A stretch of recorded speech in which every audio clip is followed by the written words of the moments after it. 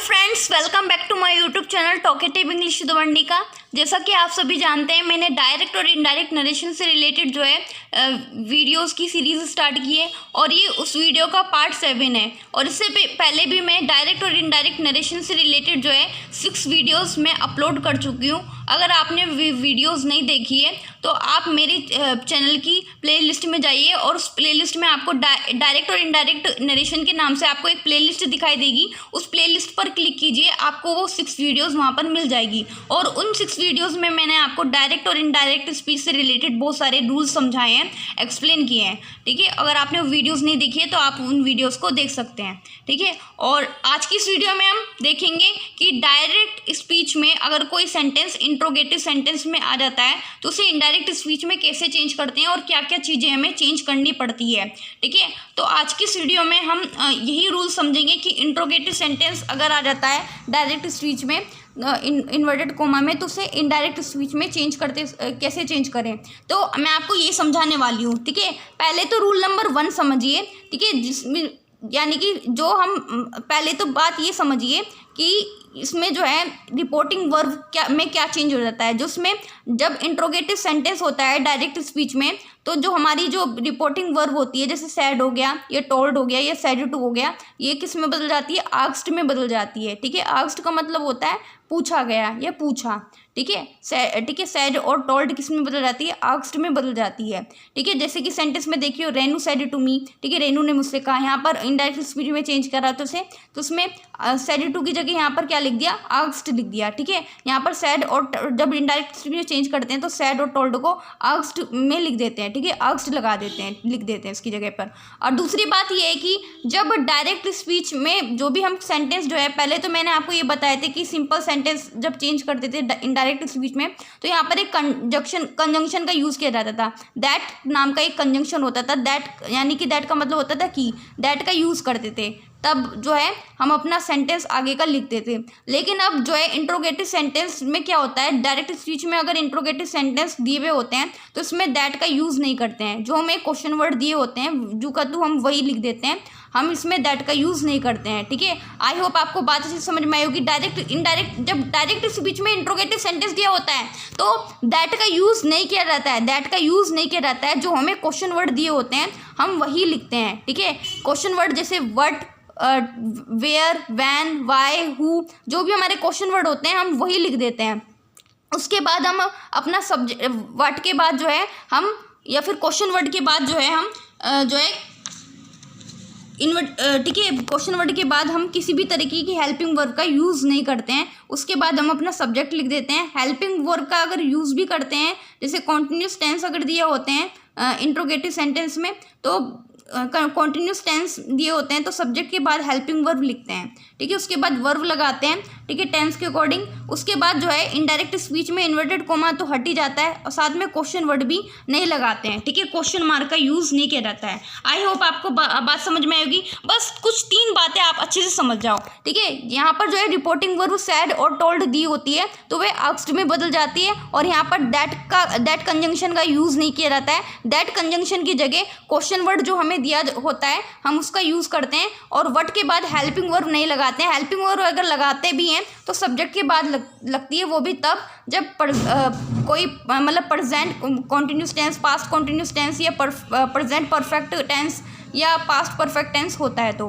ठीक है, इसके अलावा जो है हेल्पिंग वर्ब का यूज़ नहीं लगाते हैं। क्वेश्चन वर्ड के बाद सब्जेक्ट के बाद लगा सकते हैं।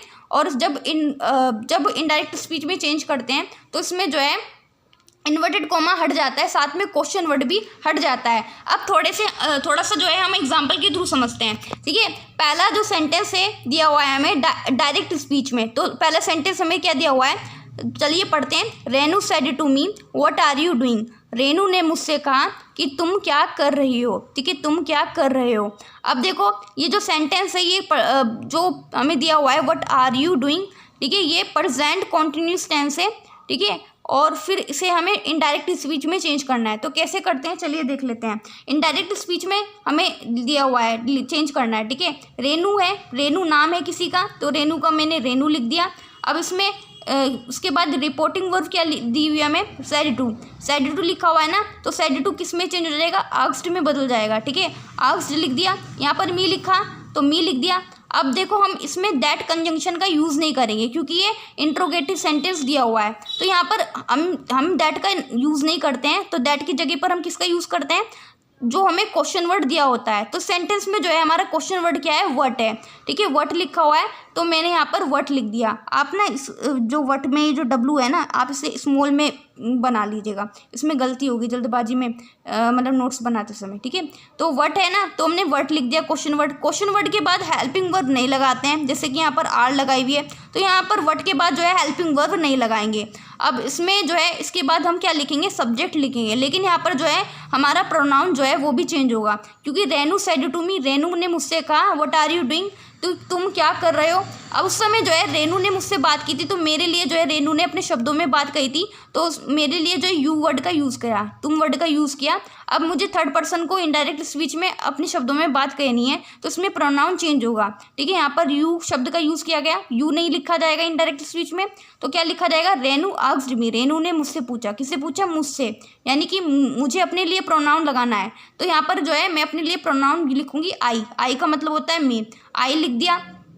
अब देखो मैंने आपको बताया था जब डायरेक्ट स्पीच में इन्वर्टेड कोमा में अगर प्रेजेंट कॉन्टिन्यूस टेंस होता है, तो प्रेजेंट कॉन्टिन्यूस टेंस जब इनडायरेक्ट स्पीच में उसे चेंज करते हैं तो प्रेजेंट कॉन्टिन्यूस टेंस जो है किस में बदल जाता है, पास्ट कॉन्टिन्यूस टेंस में बदल जाता है। तो इसलिए ये जो सेंटेंस है ये पास्ट कॉन्टिन्यूस टेंस में बदल जाएगा। अब देखो आई के साथ वैसे तो एम लगता है, लेकिन हमें जो सेंटेंस है ये प्रेजेंट कॉन्टिन्यूस टेंस है, इसको हमें पास्ट कॉन्टिन्यूस टेंस में बदलना है, तो इसलिए आई के साथ हेल्पिंग वर्ब यूज़ होगी वोज का। ठीक है, वोज लिख दिया हमने।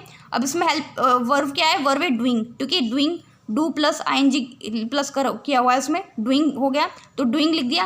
क्वेश्चन मार्क इसमें नहीं लगाएंगे, क्वेश्चन मार्क नहीं लगता है, क्वेश्चन मार्क हट जाता है और इन्वर्टेड कोमा भी हट जाता है। तो सेंटेंस इनडायरेक्ट स्पीच में क्या बना, Renu asked me what I was doing. ठीक है, रेनू ने मुझसे पूछा कि मैं क्या कर रही हूँ। ठीक है, कि मैं क्या कर रही थी। ठीक है, रेनू ने उस समय मुझसे पूछा कि मैं क्या कर रही थी। ठीक है, यानी कि थर्ड पर्सन को अपने शब्दों में बात बताई। अब ऐसे देखो सेंटेंस नंबर बी देखो, डायरेक्ट स्पीच में हमें जो है सेंटेंस दिया हुआ है, आई सेड, डायरेक्ट स्पीच में सेंटेंस क्या दिया हुआ है, आई सेड टू हर, मैंने उससे कहा वेयर डू यू लिव। ठीक है, I said to her where do you live.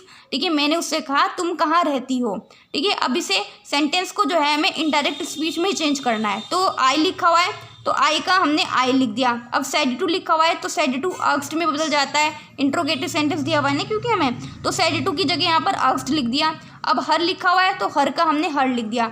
अब दैट कंजंक्शन का तो यूज़ करेंगे नहीं क्योंकि ये इनमें ये जो सेंटेंस है इंट्रोगेटिव सेंटेंस है, तो इसमें हम दैट की जगह पर हम क्वेश्चन वर्ड का यूज़ करते हैं। तो यहाँ पर हमारा क्वेश्चन वर्ड क्या है, वेयर है। ठीक है, वेयर का मतलब होता है कहाँ। अब इन्वर्टेड कोमा तो हट ही जाता है, तो इन्वर्टेड कोमा तो हम लगाएंगे नहीं, हटा देंगे, तो हमारा क्वेश्चन वर्ड क्या है, वेयर है। ठीक है, वेयर हो गया। अब क्वेश्चन वर्ड के बाद हेल्पिंग वर्ब तो लगती नहीं, हेल्पिंग वर्ब की जगह के बाद क्या लगता है, सब्जेक्ट लिखते हैं हम। तो यहाँ पर जो है सब ये जो प्रोनाउन है ये चेंज होगा। देखो इसमें प्रोनाउन कैसे चेंज होगा मैं बताती हूँ। आई सेड टू हर, मैंने उससे कहा वेयर डू यू लिव, तुम कहाँ रहती हो, यानी कि वो मेरे सामने थी, मैंने उसके लिए तुम वर्ड का यूज़ करा। अब मैं ये किसी थर्ड पर्सन को बता रही हूँ उसके बारे में, तो मैं कैसे बताऊँगी, मैं किसी थर्ड पर्सन को ये तो कह के बताऊँगी कि मैंने उससे कहा कि वह कहाँ रहती है, मतलब सॉरी मैंने उससे पूछा कि वह कहाँ रहती है। अब देखो आई आस्क्ड हर, यानी मैंने उससे पूछा, उससे यानी हर लड़की के लिए लगता है ना,